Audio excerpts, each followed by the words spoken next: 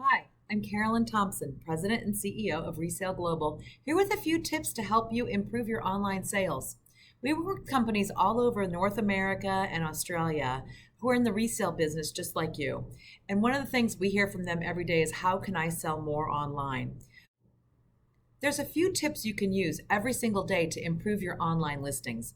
First and foremost, look at the descriptions, and the descriptions include the photos. Make sure the photos you're using are of the actual item you're going to send out and not something that you pulled from someone else's camera stock or catalog footage. It's not a good idea to be using copyrighted materials on your resale website. Make sure your descriptions also have things like size and fabric and or materials if it's furniture. People want to know exactly what they're buying, and you want to make sure that your consumers are getting exactly what they paid for.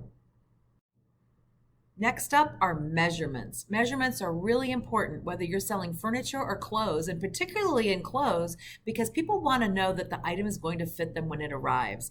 It seems like it takes a long time to add a couple of measurements, but I'll be honest, that's the one key that will minimize your returns is if you put the measurements in up front.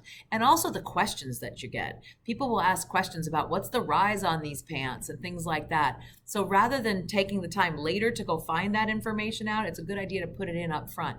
And if you need any help, we have a lot of handy dandy measuring tapes here we can mail out for you and a measurements guide as well. Shoot us a chat message through the website or on the contact us tab or in your quick start request form if you decide to ask for that at resaleglobal.com. We'll be happy to mail those out to you. Last but not least, make sure that you're cross-posting. Cross-posting makes the internet work for you rather than you work for the internet.